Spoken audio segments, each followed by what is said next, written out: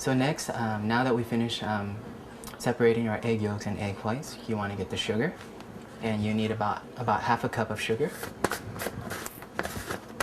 Now that we have our egg and sugar, what you want to do is also get your whisk, pour your sugar into the eggs, I should say egg yolks.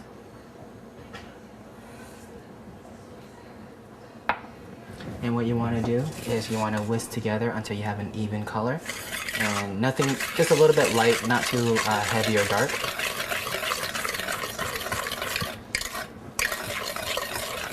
Just make sure all the sugars are mixed in pretty well together.